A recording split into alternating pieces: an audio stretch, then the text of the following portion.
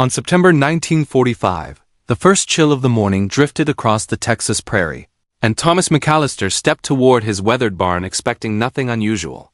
He carried the same quiet grief he'd held since his daughter's passing, yet the silence inside the structure felt strangely tense, carrying an unfamiliar weight.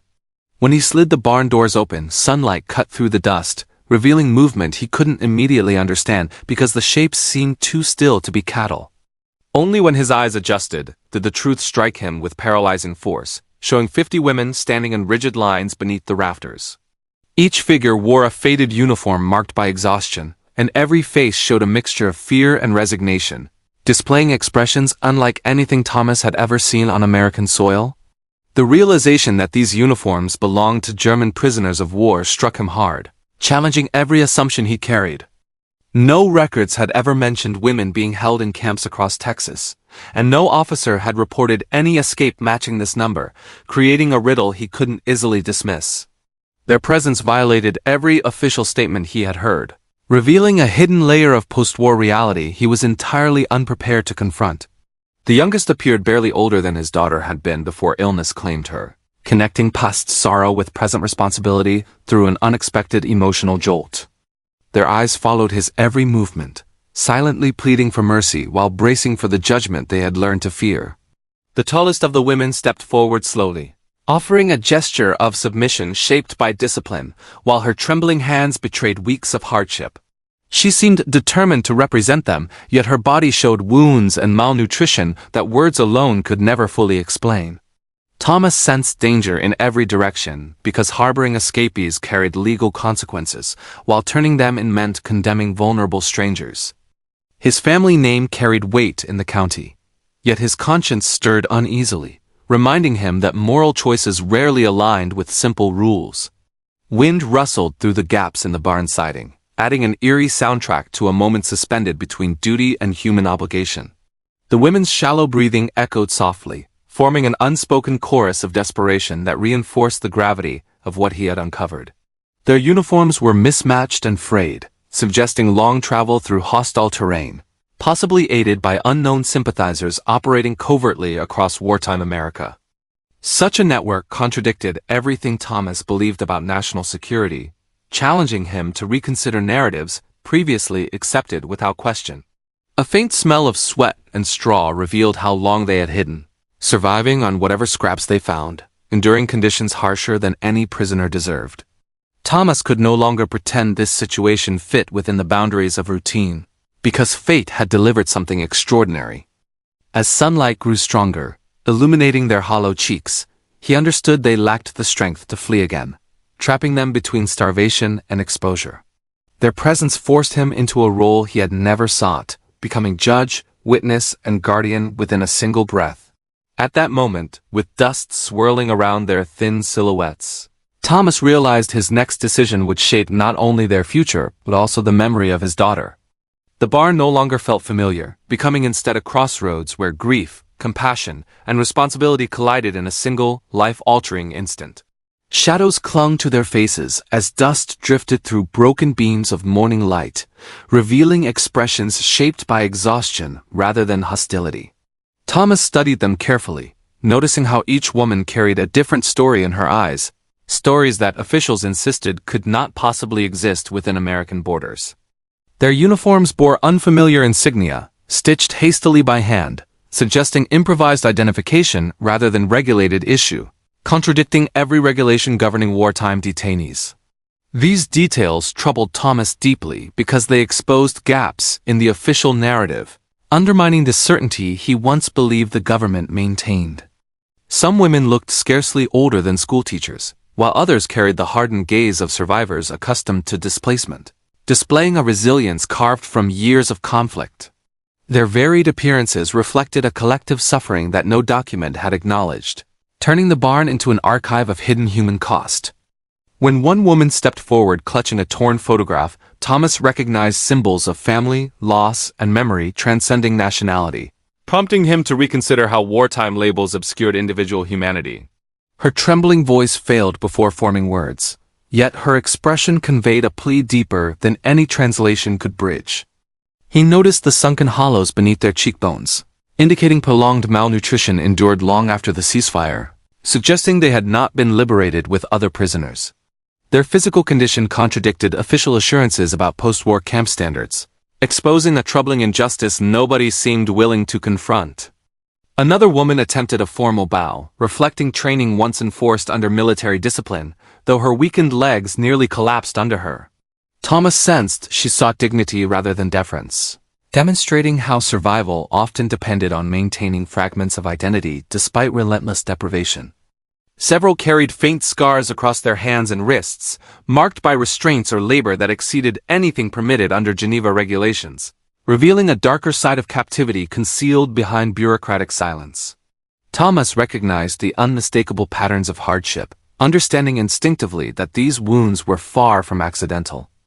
A few clutched makeshift satchels crafted from repurposed feed sacks, suggesting they had moved frequently through rural terrain, depending on improvisation for preservation.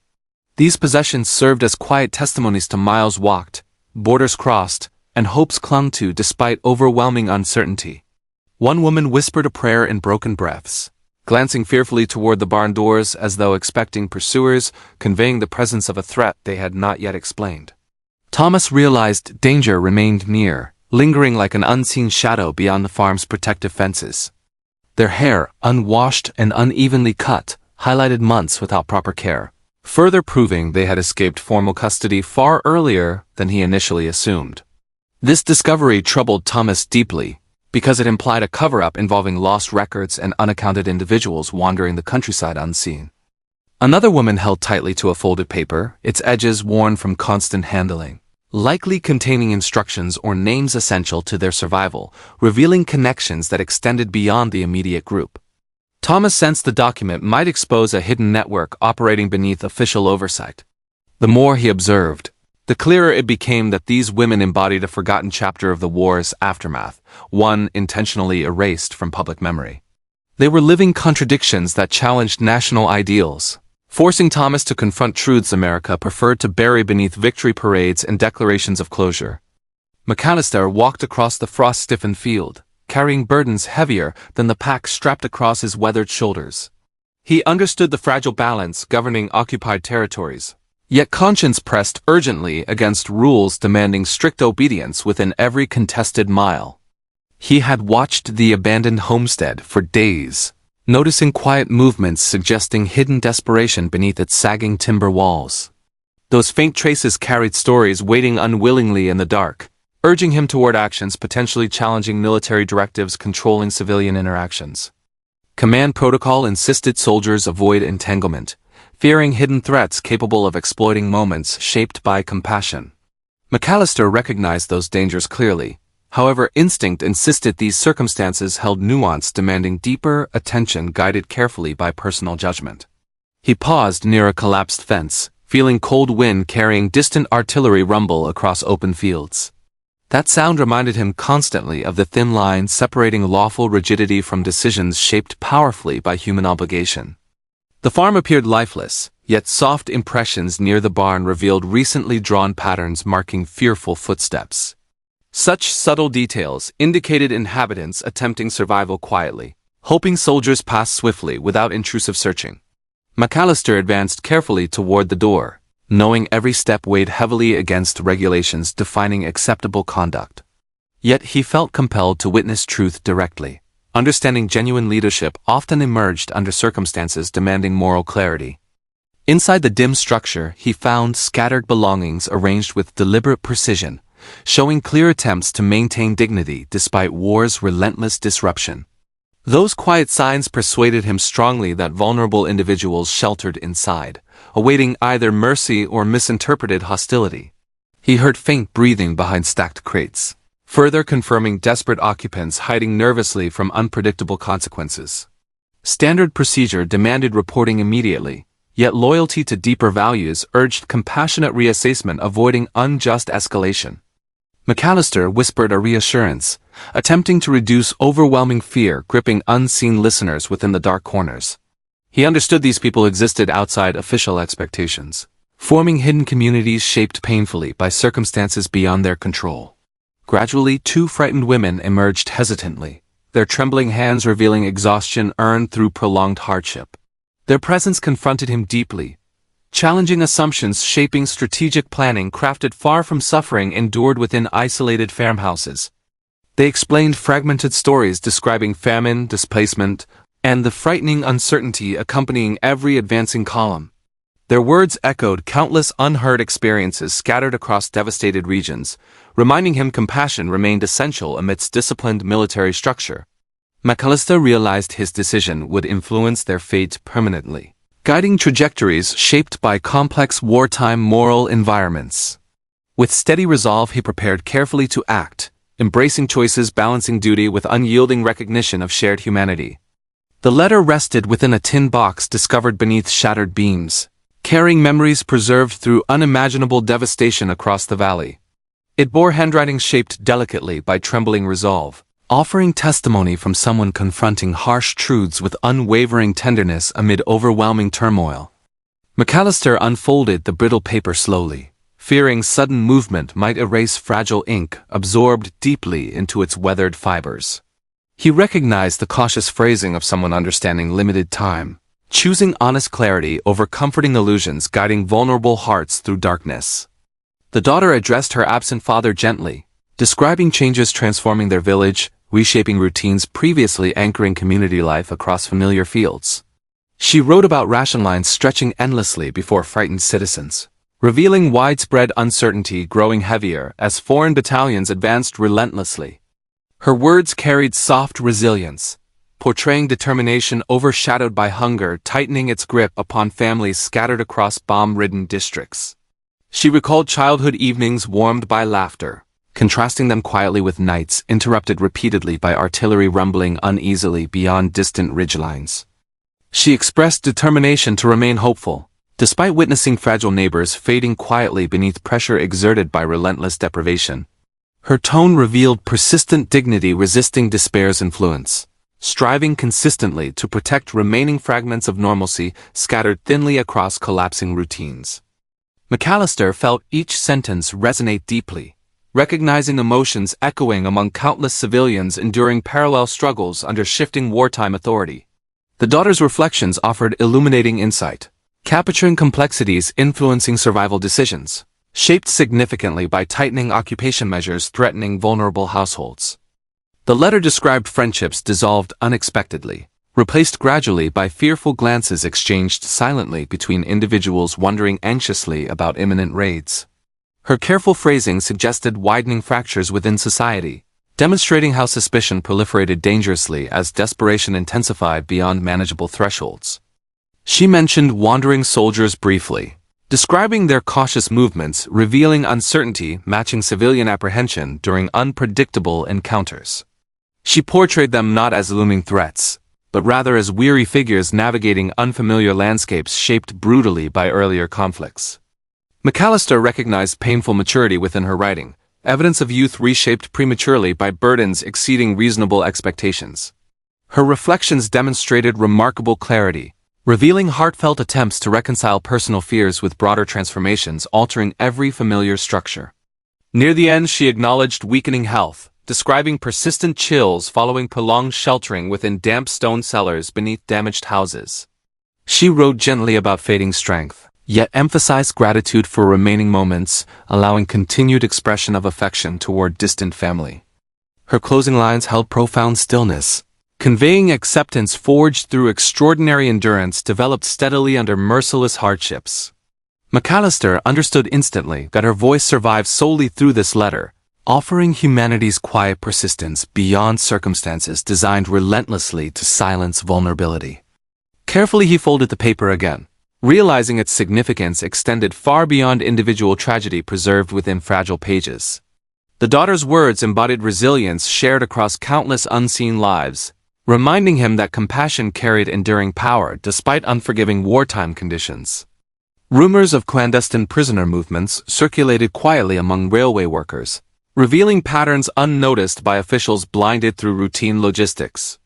These whispered accounts described nocturnal transports shielding women, moving silently toward remote facilities concealed deliberately across sprawling American interiors. The hidden pipeline began with classified directives, authorizing discreet transfers designed carefully to avoid unnecessary administrative inspection. These orders bypassed conventional channels entirely, ensuring records remained fragmented intentionally, leaving investigators confused whenever unexpected inconsistencies emerged suddenly. Female captives entered through unmarked depots, escorted by guards instructed meticulously to maintain absolute silence regarding unconventional detainee classifications. Their uniforms lacked insignia deliberately, preventing documentation teams from assigning conventional status categories within standardized prisoner indexing frameworks.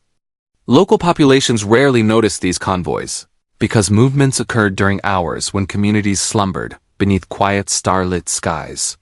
Agricultural regions masked accompanying engine noise effectively, enabling trains to blend seamlessly with distant industrial echoes carried gently across plains. Once inside designated camps, women received separate quarters, shielded carefully from curious eyes seeking forbidden information. These buildings resembled storage sheds outwardly, allowing unnoticed expansion whenever new groups arrived unexpectedly through complex distribution routes. Camp clerks received incomplete registers intentionally, instructed consistently to process arrivals without producing duplicate documentation. This practice enabled authorities to manage these populations fluidly, keeping official totals ambiguous enough to avoid higher-level scrutiny. Many guards sensed irregularities, recognizing behavioral differences between these detainees and standard prisoners transferred routinely from European theaters. However, strict confidentiality protocols prevented inquiries, compelling personnel to follow orders without evaluating underlying motivations, influencing administrative secrecy. Some women possessed technical skills, prompting selective assignments within controlled labor programs, contributing quietly to localized wartime production. Their contributions remained uncredited officially, concealed deliberately within operational summaries distributed quarterly to regional oversight offices. Medical officers noted widespread exhaustion among arrivals, observing symptoms consistent with extended marches undertaken before covert transatlantic transportation. Reports documenting these conditions were archived separately, stored within restricted vaults accessible exclusively to high-ranking intelligence administrators. A small number attempted escape, prompting revisions enhancing perimeter vigilance without revealing presence of unconventional detainees. Response teams addressed breaches swiftly, understanding exposure risked unraveling multiple layers of clandestine wartime coordination. The pipeline persisted until surrender negotiations shifted global priorities, gradually weakening justification for continued concealment. Yet its legacy endured quietly, reflecting ethical tensions emerging whenever security objectives overshadow transparency expected within democratic institutions. Unrecorded histories accumulated silently across these sites, carried onward through memories preserved beneath decades of intentional omission. These recollections resurfaced occasionally, reminding researchers that hidden systems often influence events long after official narratives declare conflicts resolved. The 50 women avoided detection because their movements relied consistently on fractured documents, ensuring no centralized authority possessed complete information. Each transfer erased earlier traces, allowing new identities to overwrite previous categorizations, without triggering suspicion across scattered administrative channels. They survived by blending seamlessly with labor assignments, adopting routines matching ordinary prisoners, despite lacking formal classification codes. Their presence appeared temporary always, discouraging clerks from updating registries containing irregular gaps that might expose non-existent authorization signatures. Camp officials concealed them intentionally, shifting responsibilities between departments whenever inspectors neared facilities unexpectedly. These internal diversions disrupted oversight protocols, enabling staff to redirect attention toward compliant prisoners exhibiting predictable behavior. The women learned essential survival strategies quickly, memorizing facility rhythms shaping daily activities inside improvised quarters. By following established patterns closely, they ensured movements attracted minimal scrutiny from guards unfamiliar with clandestine detainee designations. Food distribution records never included them, because supplies were stretched quietly using surplus allocations designated for unreported maintenance staff. This concealment allowed operations to proceed without generating discrepancies during routine inventory audits conducted monthly. Their clothing lacked identifying patches, preventing documentation teams from assigning origin notations, potentially revealing breaches in international prisoner agreements. Plain garments also allowed substitution easily, enabling women to rotate attire whenever external visitors inspected barracks. They communicated using coded gestures, preserving unity while preventing eavesdropping guards from understanding critical discussions concerning escape or concealment. Such subtlety ensured cooperation remained unbroken despite constant uncertainties surrounding future relocation possibilities. When illness struck, medical officers recorded symptoms under fabricated worker categories, avoiding mention of detainee status entirely. These falsified entries maintained secrecy effectively, ensuring hospital registries displayed nothing unusual during supervisory examinations. Nighttime offered greatest safety, allowing movement across controlled zones without interference from patrols distracted by perimeter observations. During these hours, women exchanged information vital for sustaining morale within hidden networks operating across multiple camps. Escape planning required precise timing, influenced heavily by transportation schedules dictating supply deliveries. By monitoring these patterns secretly, they identified vulnerabilities allowing small groups to slip unnoticed between shadows cast by stationary vehicles. Trusted civilians sometimes assisted indirectly, unaware they supported unregistered prisoners whose existence contradicted official policy. Their small acts of kindness, including extra food or warnings, provided lifelines essential for continued survival under unstable conditions. Their disappearance from records resulted ultimately from collective discipline maintained despite extreme pressure demanding absolute silence. Through unwavering cooperation, they preserved themselves against systems designed to erase anomalies swiftly, ensuring their story continued beyond institutional confines. McAllister understood the night demanded clarity, yet every passing minute deepened the conflict, overwhelming his conscience.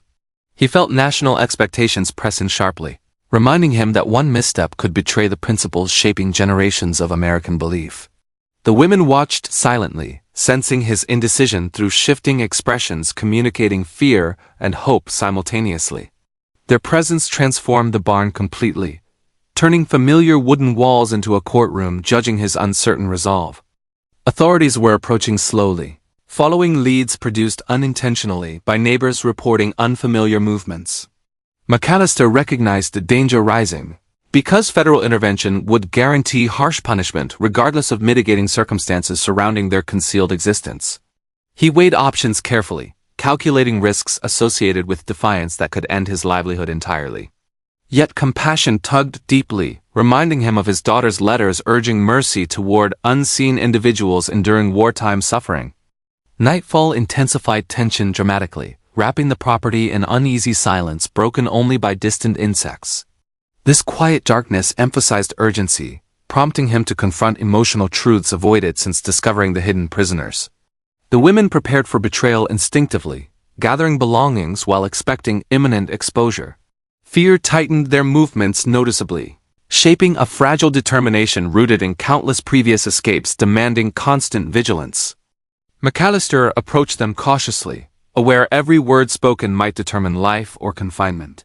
His voice trembled slightly, revealing internal turmoil shaped by competing loyalties between law and humanity.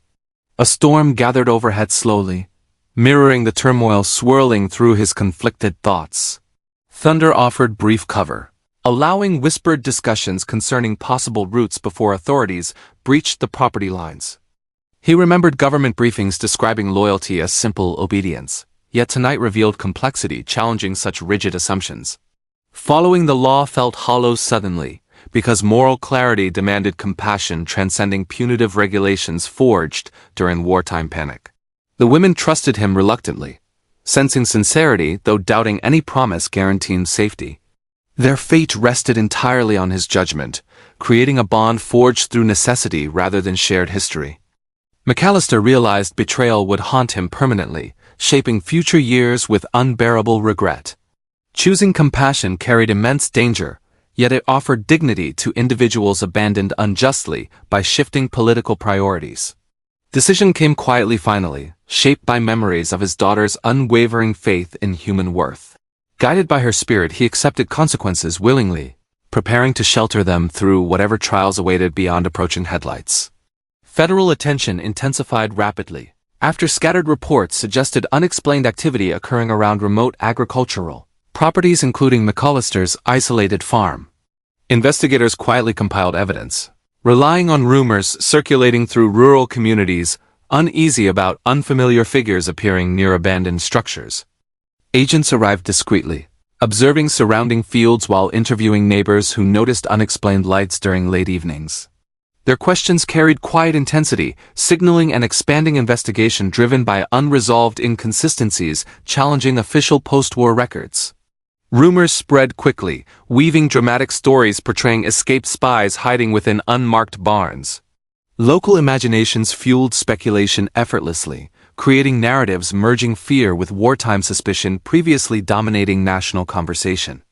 Officials cross-checked transport manifests carefully, discovering minor discrepancies involving prisoners transferred westward before war's end. These irregularities suggested mishandled documentation, prompting further scrutiny concerning movements unaccounted for within restricted zones. Whispers about hidden women added tension dramatically, because female posts contradicted official policies stating only male combatants reached American soil. This contradiction broadened the mystery, revealing gaps exposing administrative uncertainty about wartime detainment practices. McAllister felt pressure tightening while noticing strangers surveying his property from distant roadways. Their quiet presence signaled imminent confrontation, forcing him to manage daily routines cautiously without provoking investigative escalation. Government vehicles appeared occasionally, leaving tire tracks creating stark lines across dusty farm roads. Each visit deepened anxiety, reminding him that time narrowed while federal interest strengthened relentlessly. Investigators questioned supply merchants, asking about unusual purchases matching large groups trying to survive discreetly. These inquiries revealed subtle patterns, indicating someone supported hidden individuals requiring consistent food and clothing.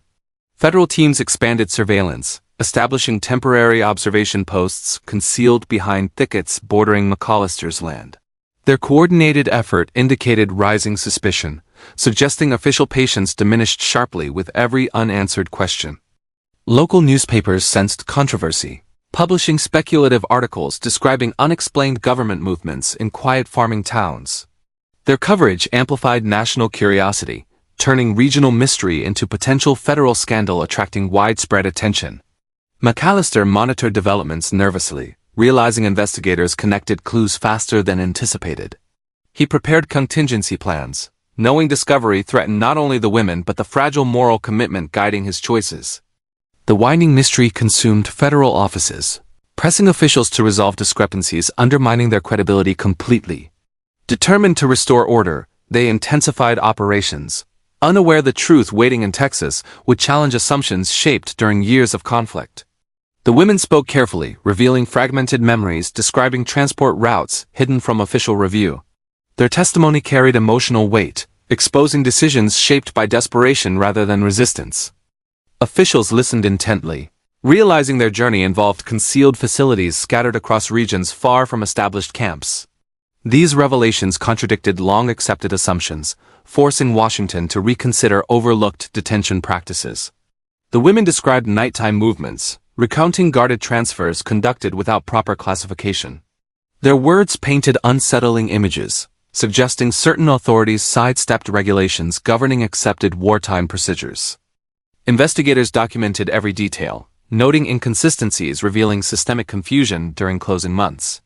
These findings indicated bureaucracy overwhelmed by rapid collapse, creating space where unofficial decisions flourished unchecked. Some women identified officers facilitating clandestine relocations, portraying actions driven by fear of advancing Allied forces. This testimony challenged narratives depicting orderly surrender, revealing chaos shaping final months. Washington reacted swiftly, recognizing their story questioned America's compliance with international agreements. Officials faced uncomfortable implications, realizing oversight failures occurred quietly while broader attention focused elsewhere. The testimony included descriptions of sympathetic guards who secretly provided food despite orders forbidding assistance. These accounts complicated assumptions, creating nuanced portrayals challenging simplistic wartime stereotypes. Women recounted improvised shelters, describing farm buildings converted into makeshift barracks without proper heating. Their hardship demonstrated stark contrasts between official reports and realities endured away from scrutiny. Several explained how records vanished, suggesting deliberate measures removed evidence documenting their presence. This revelation unsettled investigators, presenting possibilities involving concealed actions rather than clerical oversight. Their statements revealed solidarity forming among prisoners, enabling survival despite scarce supplies. These bonds demonstrated resilience, highlighting human determination within uncertain post-war environments. The women described fear during transport, recalling uncertainty about destinations chosen without explanation. Their stories emphasized vulnerability, illustrating emotional burdens overshadowing logistical confusion. Washington ultimately recognized their testimony required broader inquiry, demanding accountability for wartime errors concealed beneath bureaucratic silence. The women's voices, steady yet shaken, reshaped understanding of hidden experiences challenging national certainty. The barn in Texas remained a silent monument, a symbol of choices made when duty collided with conscience. Its wooden walls absorbed whispers of fear, hope, and moral courage that ordinary men and women carried into post-war life. Thomas McAllister walked past fields bathed in morning light, knowing the 50 women he sheltered had survived because he trusted humanity over rigid law. Each glance at the barn recalled the weight of decisions that would haunt him quietly for decades. Families once divided by national allegiances discovered paths toward reconciliation in small gestures, unseen letters, and shared labor. These acts of compassion rippled outward, touching communities unaware that ordinary courage had preserved lives once destined for despair. The women, now scattered across cities and towns, carried memory of the Texas farm. Each recounting reminded others of the precarious balance between survival and accountability, illustrating how defiance could coexist with respect for life even amid institutional strictures. McAllister's deceased daughter's letters were studied repeatedly, their words forming a moral compass guiding his choices. The legacy of guidance surviving beyond death revealed that influence often transcends generational boundaries, shaping decisions in moments of moral crisis. Historians later traced the hidden network, noting how systemic gaps allowed ordinary citizens to intervene. The barn's secret demonstrated that post-war order could not entirely erase human initiative or the instincts for empathy in moments of extraordinary stress. Government inquiries acknowledged his actions without severe penalty, recognizing practical outcomes saved lives. Official silence on the nuanced choices allowed history to preserve the humanity behind rules, creating a paradox where legality and ethics subtly diverged in collective memory. The women wrote letters describing gratitude and hope, connecting with each other across continents. Their narratives reinforced the quiet heroism of those who acted without recognition, demonstrating resilience that persisted through displacement, assimilation, and societal reconstruction. McAllister aged alongside the stories he kept hidden, reflecting on moral responsibility and courage. Each memory carried a dual weight, the burden of secrecy and the pride of knowing that lives had been preserved against overwhelming odds. Scholars later cited the barn incident as emblematic of hidden wartime narratives. It became a case study in moral courage, the complexity of post-war justice, and the interplay between ordinary civilians and displaced populations overlooked by official records. Visitors to the barn decades later sensed the lingering tension between law and conscience. The structure, now partially restored, symbolized defiance and compassion interwoven, reminding observers that history often survives in human memory as much as in documentation. Ultimately, the story of Thomas McAllister and 50 fugitive German women transcended borders and time. Their collective courage echoed across generations, illustrating that quiet acts of defiance, guided by conscience and empathy, often outlive conflicts and the transient authority of wartime mandates.